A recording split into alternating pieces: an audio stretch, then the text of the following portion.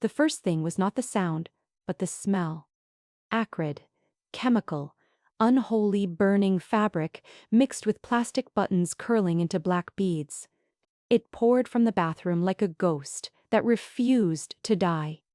Amanda Collins, 32, was standing over the porcelain tub with a lighter in one hand and a torn shirt in the other. She smiled as if it were a ritual, not a crime. Then she screamed the line that would hang in the air long after the flames. "If I can't erase you, I'll erase your things." The shirt dropped, the flame-kissed cotton, and suddenly the tub was a pit of fire. The hiss of water, meant to suffocate the blaze, only fed the smoke. The bathtub turned into a cauldron where fire and steam fought, birthing a thick gray cloud that crawled up the tiled walls. It wasn't just destruction, it was theater. Amanda staged it like an audience was watching. And maybe, in her mind, one was. Daniel Brooks, 34, stood frozen at the threshold. His chest tightened. His heart hammered as if someone had set a drum inside his ribs. He could not move, not because the fire held him, but because the words did. "This isn't about clothes," he thought. "This is a message. She's telling me I don't deserve to exist." The red eye of the smoke detector blinked above the bathroom door. A steady pulse of warning, like a camera light on record. It wasn't just signaling danger. It was foreshadowing judgment. One day, that light would be the gavel. The flames licked the sides of the tub, devouring jackets, jeans, the suit Daniel had worn to his first appointment as a clerk in federal court. Pockets popped open as coins exploded from the heat. The acrid smoke curled through the hallway, carrying with it the metallic taste of betrayal. "Do you hear that?" Amanda shouted over the roar. "That's the sound of you losing everything." "What?" Daniel said nothing. Silence was the only weapon he had left. He inhaled smoke, coughed, but held his ground. His eyes fixed not on the fire, but on the brass nameplate screwed into the wall outside the apartment door. Daniel Brooks, Unit 8C. The engraving caught the hallway light like a mirror. For Amanda, it was just decoration. For Daniel, it was an omen. The fire might chew through fabric, but it couldn't melt steel. Names survive. From the corridor, muffled voices rose. A neighbor, Mrs. Klein, whispered, "Oh my God, she's burning his clothes."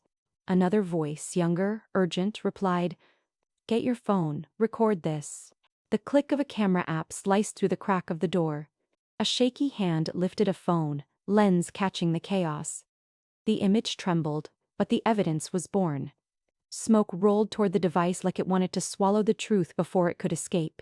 Inside, Amanda laughed. A wild, unchained laugh. She lifted another shirt, tossed it into the tub like feeding a beast. Flames leapt higher, mirrored in her pupils. "You think you'll walk away from me?" she taunted. "Not without ashes on your shoes." Daniel whispered under his breath. Barely audible, but clear enough for himself. "This isn't fire. This is testimony." The walls creaked with heat. Sprinklers threatened to erupt but held back, as if the building itself was complicit in her theater. Daniel's lungs begged for escape, but his spine locked him in place. He needed to remember every detail. The crackle of polyester, the acidic smoke biting his throat, the rhythm of Amanda's rage. In those seconds, he wasn't just a man losing shirts and suits. He was a witness. He was archiving. He blinked hard, smoke burning his eyes, and in the blur he saw Amanda's outline distort. Not a woman anymore, but a silhouette of power drunk on destruction. She believed the system would cradle her, excuse her. She believed the fire was hers to command. The apartment shook with the alarm finally erupting. A scream of machinery cut through the smoke. Red strobes flashed across the ceiling like paparazzi lights, snapping invisible photos. The entire hallway glowed as though judgment had arrived early. Amanda flinched, only for a heartbeat, then grinned wider. "Let them come," she shouted. "They'll believe me before they believe you." Daniel coughed hard, tasted iron in his throat, and thought, "She isn't just burning fabric. She's burning the idea that truth matters." From outside, Mrs. Klein's voice rose again. The younger neighbor hissed, "Keep recording. Don't stop." The phone camera caught Daniel's silhouette through the haze. He looked like a ghost, trapped in his own home, framed by fire. The clip would later circulate, first in whispers, then in headlines. But for now, it was just a shaky record of a man's dignity being torched. Amanda hurled the lighter itself into the tub. A pop, a burst of sparks, then an angry whoosh. She clapped like an audience applauding her own show. Daniel shut his eyes for 1 second. Just one. And in that second, a thought carved itself into him like law on stone. This doesn't end in smoke. This ends in court. The red light of the detector blinked again. Blink. Blink. Each pulse timed like a heartbeat of justice. Ooh, each flash a promise. The courthouse smelled faintly of polished wood and stale coffee. People shuffled into the gallery as if filing into a theater, unaware or perhaps very aware that they were about to watch a performance. Amanda Collins made her entrance like an actress on opening night. A long beige coat draped over her frame, collar lifted, eyes wide in calculated innocence. The chaos of the fire was gone. In its place, a costume of fragility. She sat, folded her hands delicately on the witness stand, and let her voice soften into something that could pass for a lullaby. "I panicked," she said, eyes darting for sympathy. "He was violent. I only tried to protect myself." The words slid across the courtroom like oil on marble. Smooth, slippery, and hard to wash off. At the defense table, Daniel Brooks sat stiffly, wrists locked together, not in cuffs, but in ritual humiliation. A judge stripped of his own authority, disguised as a defendant, he said nothing. His silence was not weakness, it was observation sharpened to a blade. The prosecutor adjusted his tie, a smirk curling on his lips. He didn't need to press Amanda hard, she was performing exactly as expected. Behind him, several officers in uniform nodded rhythmically, as though their loyalty to one of their own extended automatically to her. And then came Officer Luis Martinez. Thick-necked, mid-40s, the kind of man whose badge gleamed brighter than his conscience. He leaned into the microphone with a confidence born, not of truth, but of repetition. "The defendant," he began, jabbing a finger toward Daniel without even looking at him, was aggressive, non-compliant, hostile from the start. A low murmur rippled through the audience. The words had weight, not because they were true, but because they sounded official. Martinez repeated them. Aggressive, non-compliant. Each word dropped like a hammer. Aggressive, non-compliant. The transcript stenographer's keys clicked in rhythm, almost hypnotized.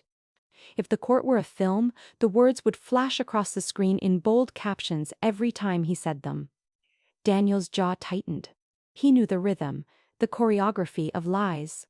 He had watched men like Martinez use repetition as a weapon, a spell to bend perception. Say it often enough, and people start to believe. Amanda folded into the narrative with ease. She pressed a tissue delicately to her eye, though no tears fell. "He shouted at me," she whimpered. "He grabbed my arm. I thought he might hurt me.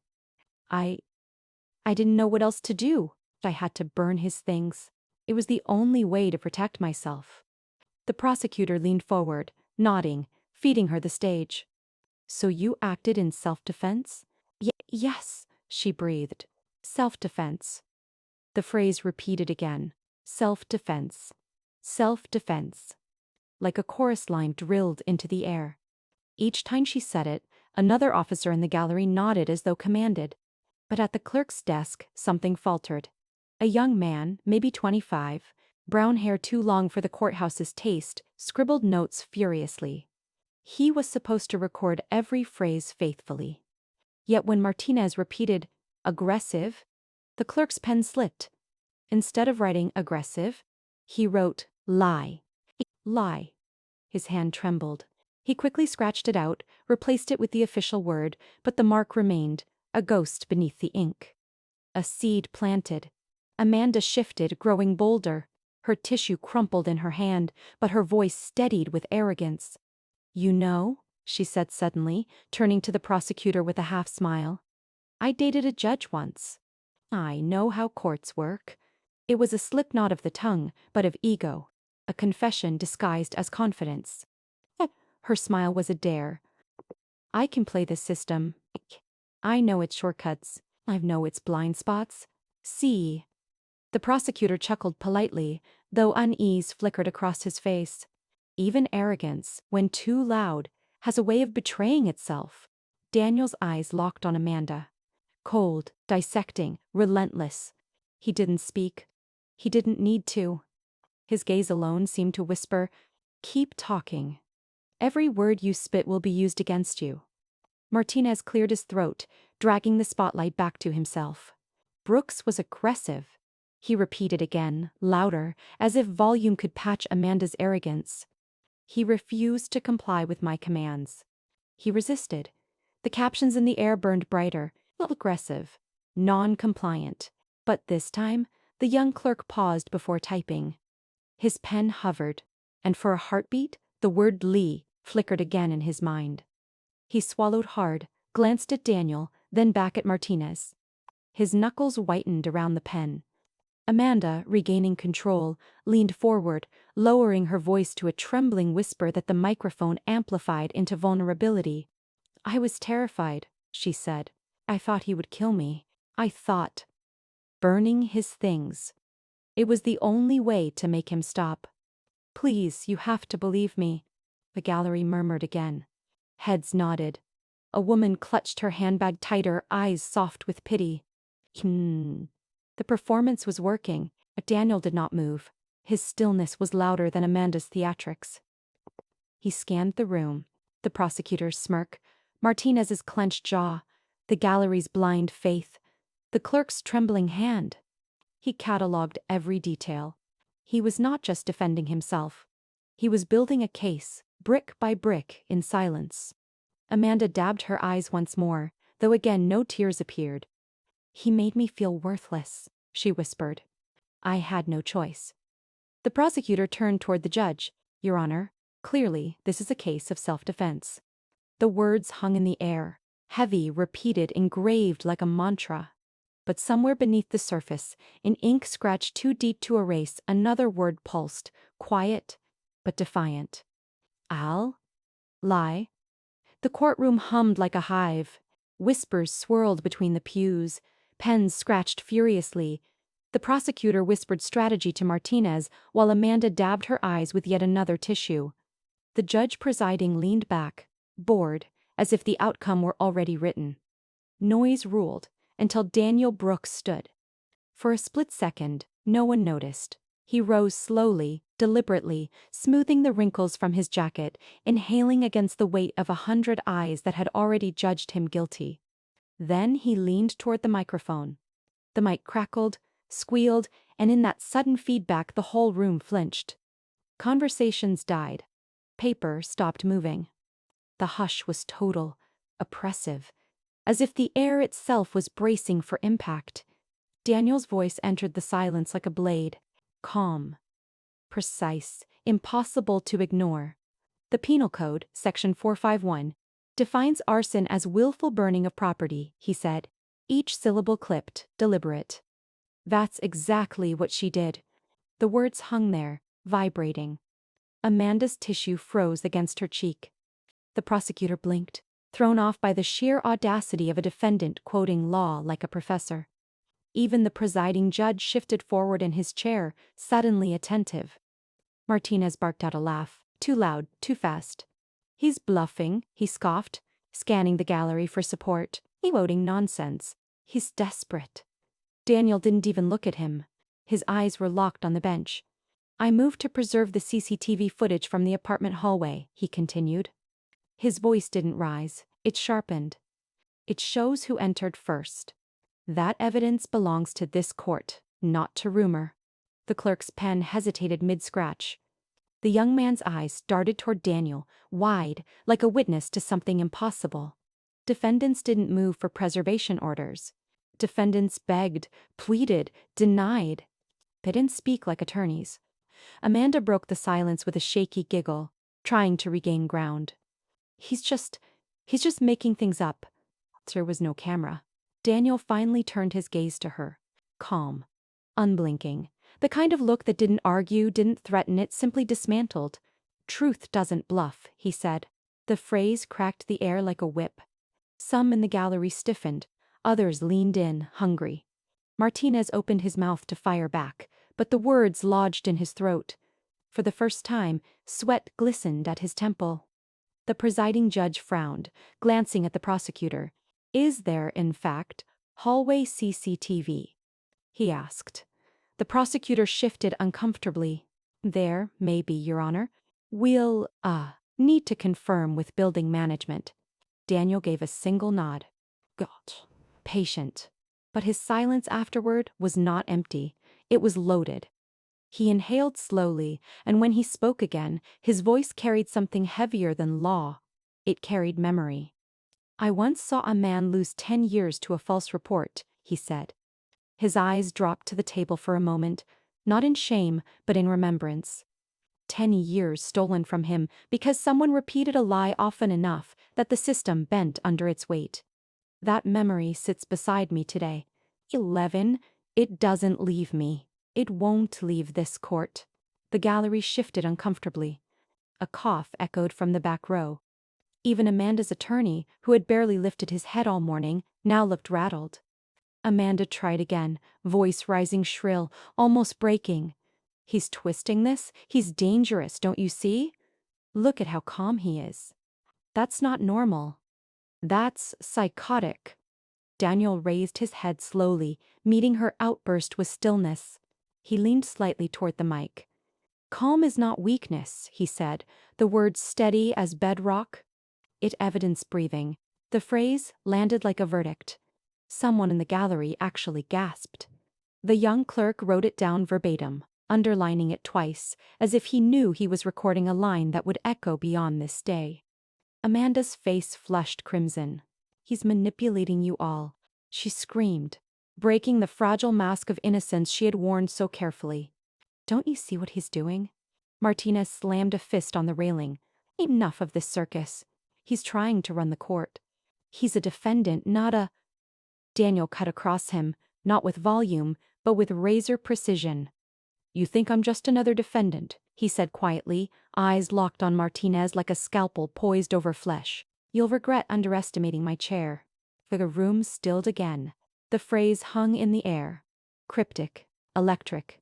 The prosecutor shifted uneasily, as if trying to decode it. The presiding judge frowned deeper, suddenly unsure if the man standing before him was really who the file said he was. Amanda whispered under her breath, almost involuntary. "What chair?" Daniel didn't answer. He didn't need to.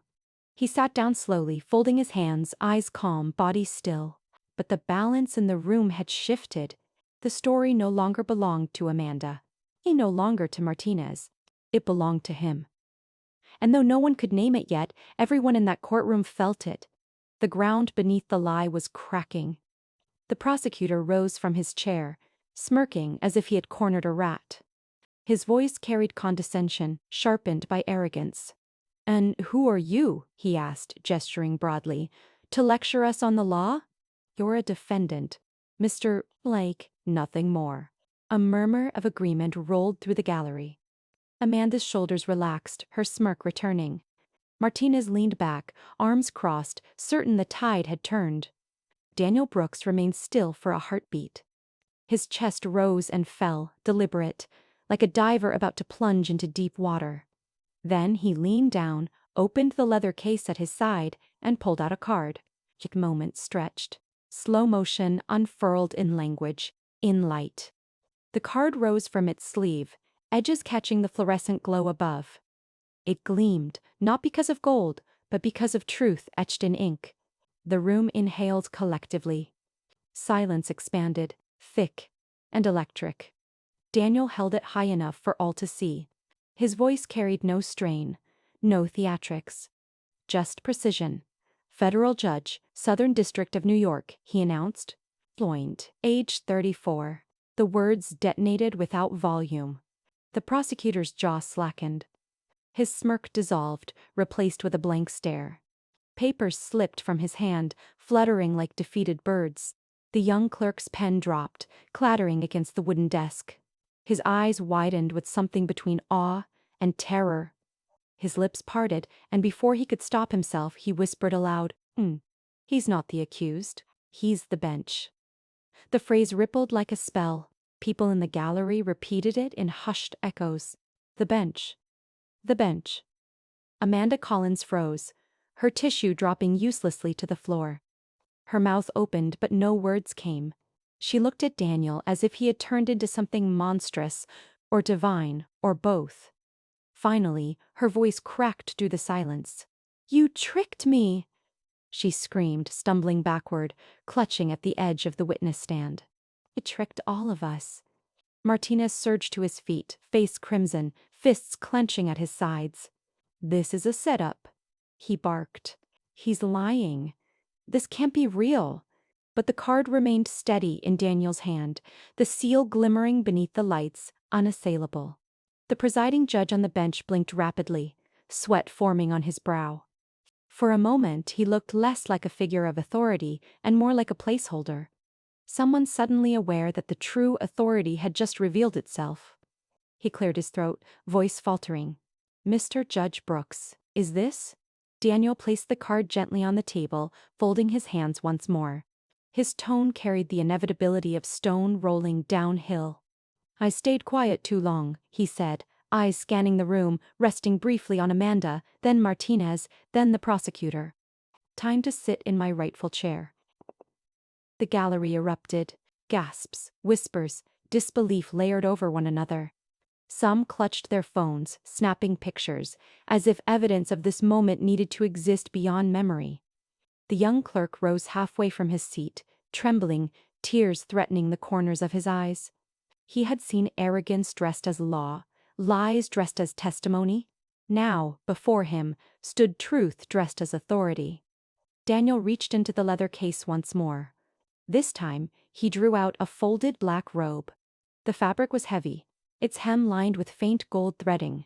He stood tall, shook it open, and slipped his arms through. The cloth settled on his shoulders with the weight of inevitability.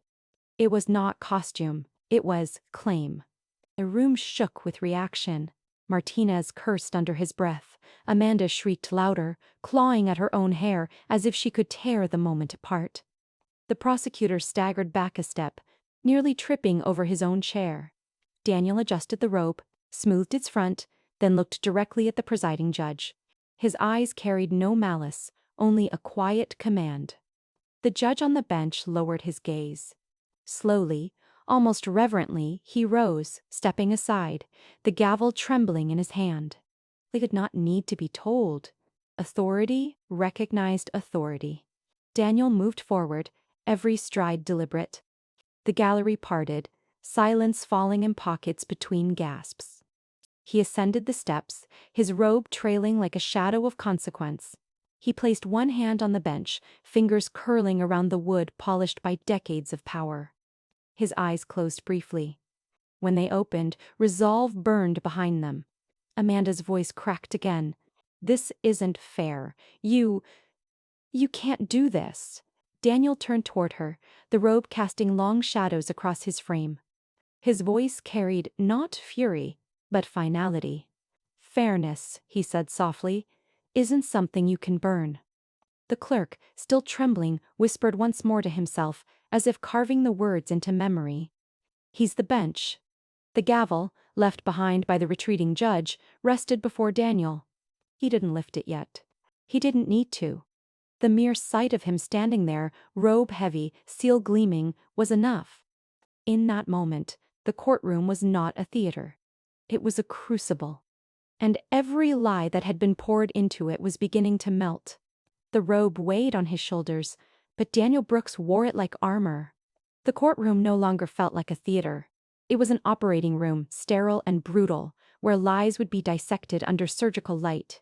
He placed both hands on the bench, leaned forward, and spoke with the authority of law itself. "Admit video evidence," he said. "Body cam footage, time-stamped." The bailiff moved reluctantly, handing over a tablet linked to the screen mounted above the jury box. The gallery shuffled, curious, anxious. Amanda's face drained of color. Martinez shifted in his seat, sweat breaking across his forehead.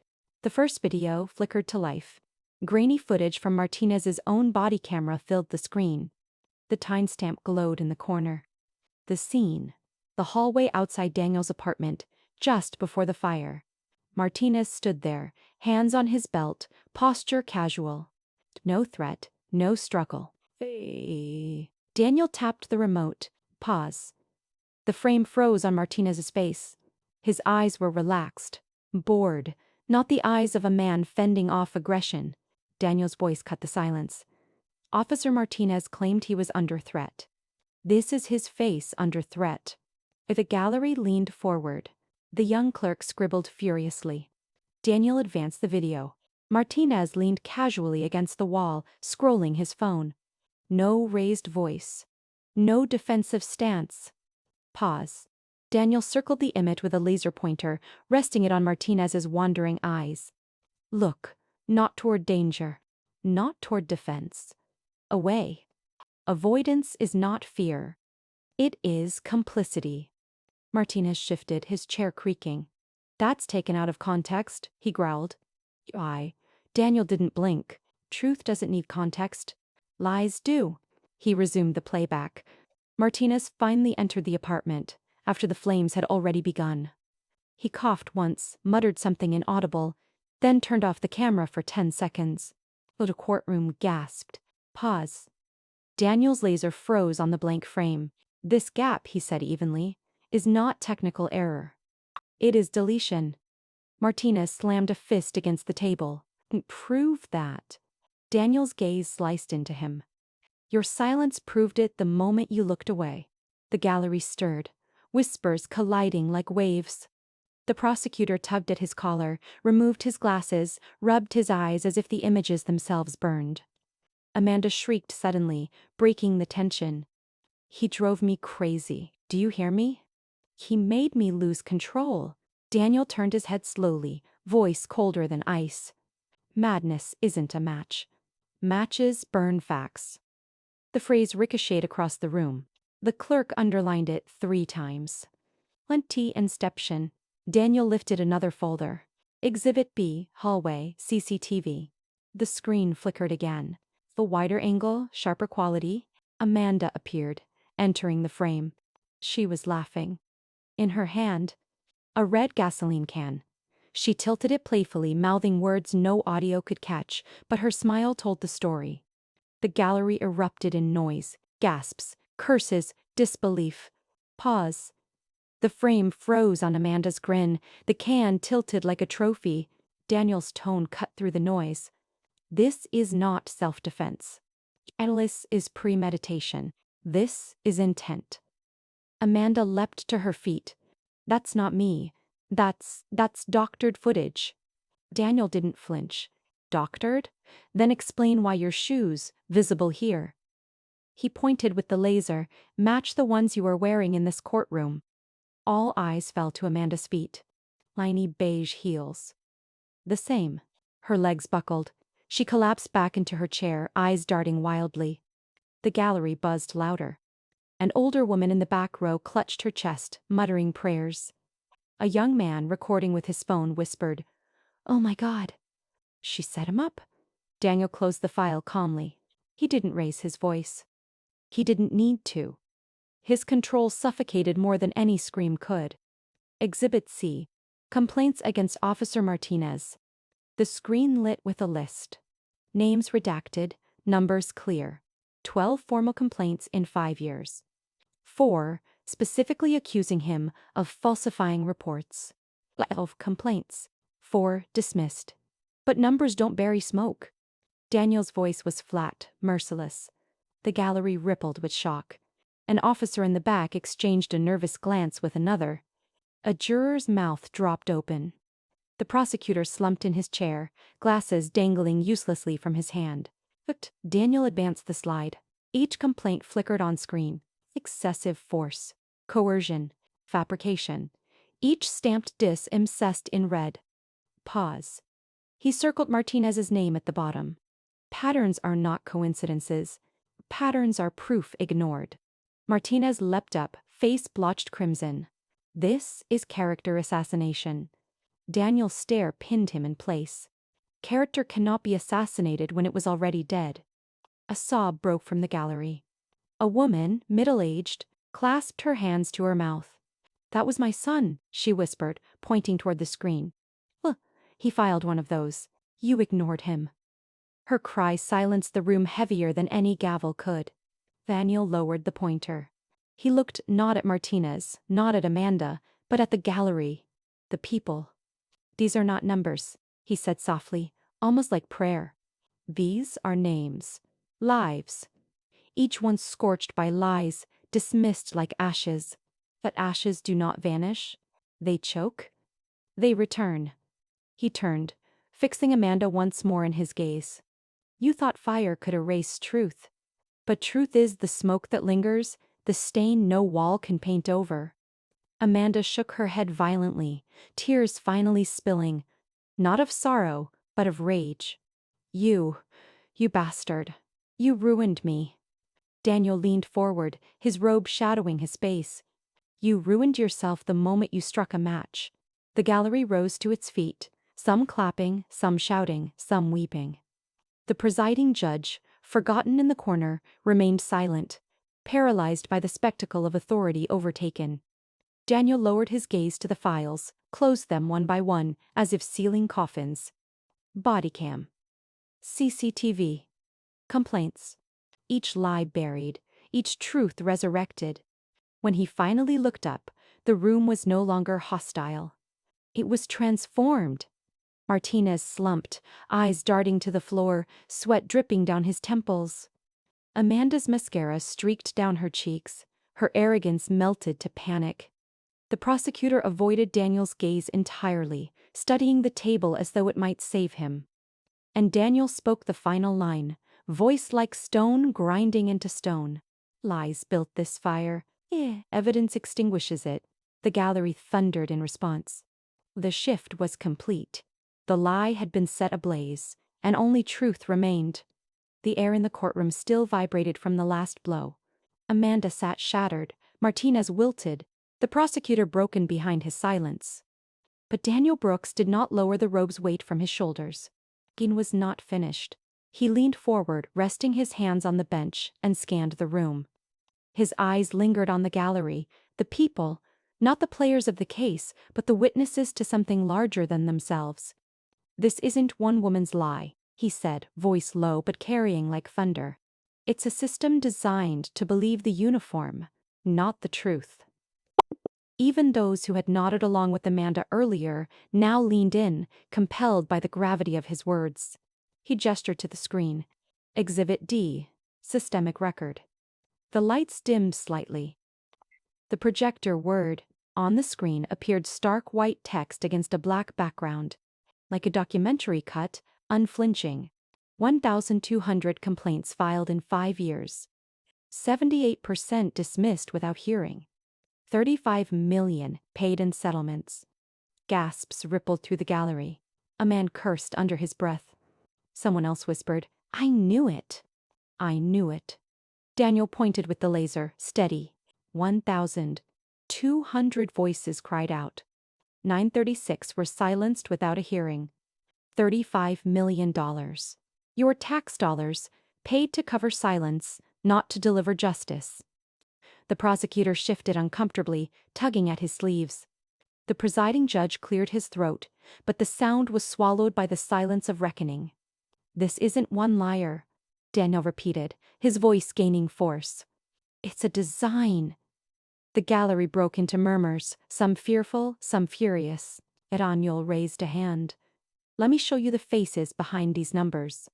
The screen flickered again. A photograph appeared. A teenage boy. Brown skin, dark eyes, smile wide enough to light a city block. "Breakthrough? 17. Daniel narrated softly. He was 17. His mother called 911 when their building filled with smoke. The report was marked as a false alarm. Officers never checked.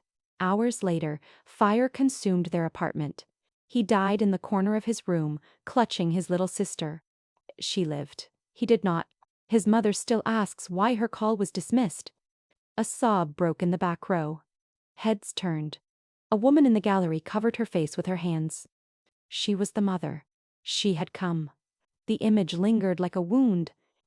The screen shifted again, a mugshot this time. Grainy, institutional, cruel. A young man, no older than 21, eyes hollow. Daniel's voice sharpened. He served 6 years in prison for arson. 6 years stolen. Because Martinez's report claimed he started a fire in his own kitchen, the complaint was dismissed when he appealed. Dismissed, because no one wanted to hear a defendant contradict an officer. He walks free today, but freedom doesn't return lost time. The young clerk wiped at his eyes, pen forgotten on the desk. The gallery murmured louder. Some shouted, "Shame." Others simply wept. Daniel's gaze swept the crowd. These are not isolated tragedies. They are symptoms. The disease is systemic. He straightened, his robe casting shadows that reached across the chamber. The Department of Justice. Civil Rights Division has a remedy. It's called a consent decree. It's the legal scalpel for systemic rot. I will recommend, no, I will insist that this district be placed under one. Supervised reform. Accountability written into law. The prosecutor shot up from his chair, desperate. Your Honor, Judge Brooks, you can't dictate federal oversight here. Daniel turned his eyes on him, calm and merciless. When a system refuses to correct itself, oversight is not intrusion. It is survival. The prosecutor's words died. He sat down. The screen faded to black, leaving only silence. Daniel let it hang, let the weight settle on every shoulder. Then he spoke again, softer now, intimate, as if addressing each soul individually. I speak not for me, he said. The pronoun shift, deliberate, unmistakable. We speak now, as a people tired of ash. The gallery answered in murmurs. Yes, yes, yes. The phrase traveled like a current.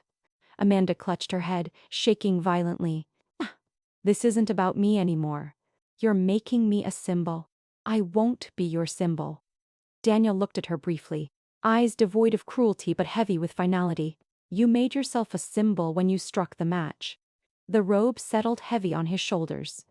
The young clerk whispered again, scribbling furiously. We speak now, as a people tired of ash.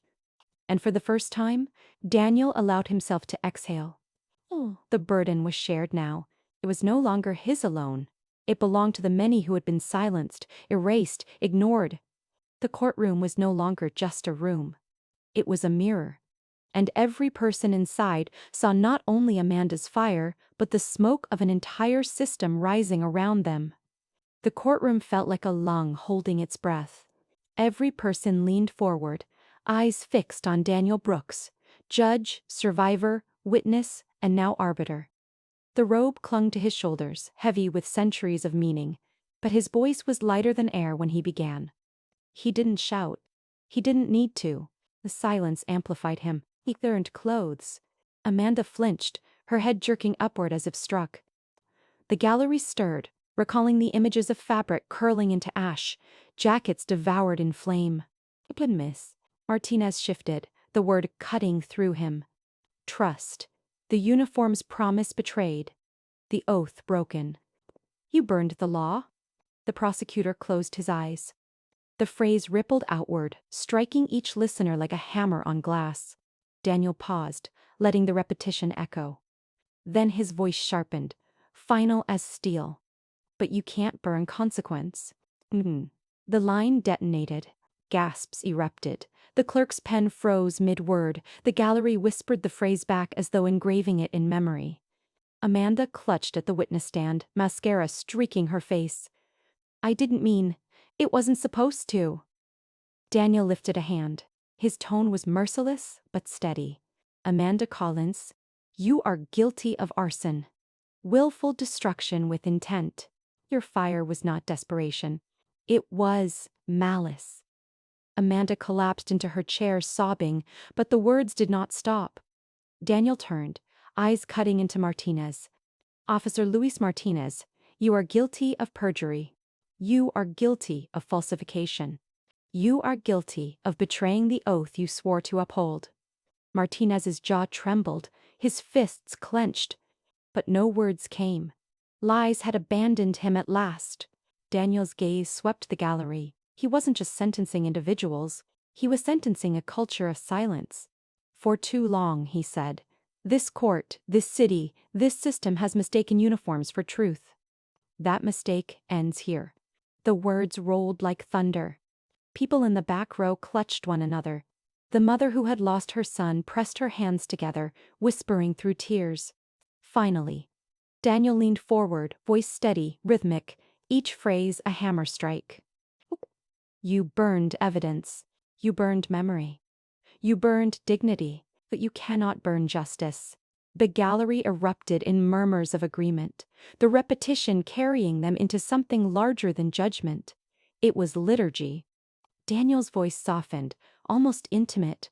Justice is not a gavel striking wood. It is a heart that no longer shakes. The phrase landed like prayer. Some wept openly. The clerk wrote it word for word, underlining each syllable until the page tore. Daniel raised his head, and the camera of every phone in the gallery caught it. His eyes glassy, tears threatening to fall, but his jaw set like iron. Heel wrapped in flesh, mercy wrapped in rage. Justice isn't a gavel. It's the silence that finally breaks. The proverb pierced through centuries of cynicism. The gallery erupted, not in disorder, but in catharsis. Applause broke, shouts of, "Yes!" and "Truth!" filled the room. Amanda screamed, incoherent, drowned out by the roar of consequence. Martinez slumped in his seat, his shoulders collapsing, his face buried in his hands. The presiding judge, who had been a shadow at the bench, lowered his eyes. For the first time in his career, he felt what it meant to be irrelevant. The gavel, untouched on the desk, remained silent. It didn't need to fall. Daniel's words were the verdict, louder and more permanent than wood striking wood. The clerk whispered again, barely audible but caught by the microphones. The silence finally broke. Daniel closed his eyes. A single tear escaped, carving down his cheek. But his voice, when it returned, was unshaken. Sentence recorded. Verdict final. Let the record show. The fire ends here. The gallery erupted, this time unstoppable. Applause thundered, feet stamped, voices rose in a chorus of vindication. Some cried, some shouted, some simply held their heads in their hands, overwhelmed. Cameras flashed, capturing the moment. The robe, the tear, the steel. The image would travel the world before the day ended. In that moment, justice was no longer abstract. It was alive, standing in flesh and blood, speaking with a voice that trembled only with truth. And the fire, once meant to erase, had become the very spark that lit justice aflame. The storm had passed, but the air still carried the scent of smoke. Amanda Collins sat in the defendant's chair for the last time, wrists shackled, mascara streaks dried into faint scars on her face. The verdict was no longer a possibility, it was a sentence. 7 years. The gavel had not fallen, but the weight of the words crushed her all the same. 7 years in state prison for arson. 7 years to remember that fire cannot erase truth. She screamed once, twice, but the sound was hollow, absorbed by the walls that had heard worse and would hear worse again. When officers led her away, her head bowed, her hands shook, not with remorse, but with disbelief that consequence had finally come for her. Martinez fared no better. The badge he had once polished every morning was stripped from his chest. His name, once spoken with authority, now appeared in headlines as a cautionary tale. Fired from the department, blacklisted from law enforcement, his record marked with perjury and falsification. He would never wear a uniform again. His legacy was not bravery, not service, but betrayal. The Department of Justice Civil Rights Division moved swiftly. Within weeks, a consent decree was announced. Federal monitors entered the precinct. Policies were rewritten, like asked. Training manuals revised.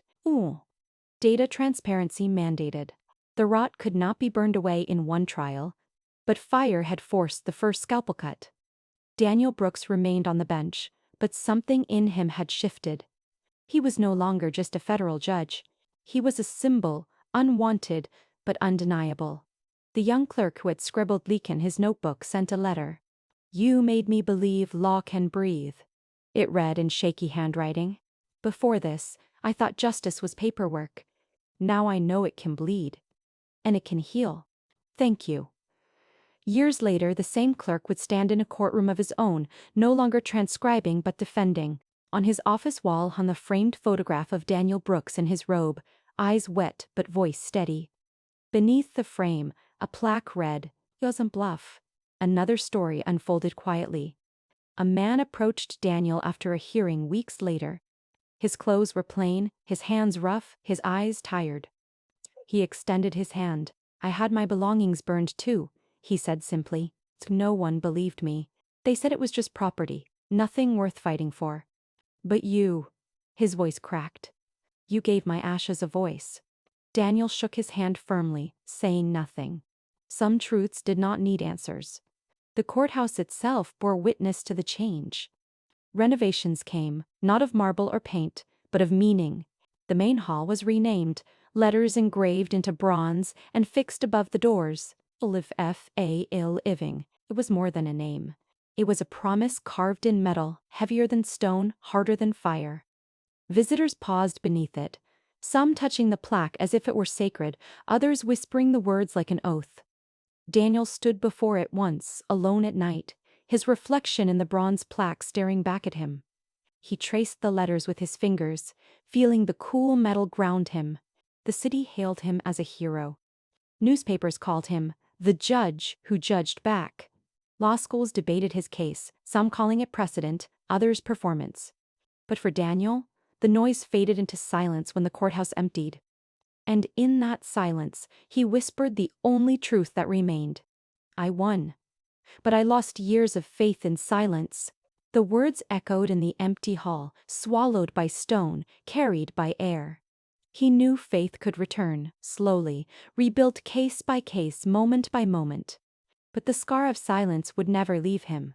Still, as he looked at the plaque, at the words, "Hall of Fair Living," he allowed himself a rare thought. Perhaps scars were not just wounds. Perhaps they were reminders. Reminders that fire does not only destroy, it also forges. The gallery of history would remember Amanda's fire, Martinez's lies, the DOJ's decree. But more than that, it would remember the moment silence broke and consequence finally wore a robe. The courthouse doors burst open to a storm of camera flashes. Reporters shouted his name, microphones thrust forward like weapons. The night air carried the smell of rain and metal, a reminder that the city itself had been holding its breath. Daniel Brooks stepped into the light. The robe still draped across his shoulders, its weight both anchor and shield. For a moment, he said nothing. The crowd filled the silence with questions, accusations, hopes. Then he raised his hand. The noise died. He looked directly into the nearest camera lens, as if addressing not just the crowd before him, but millions unseen.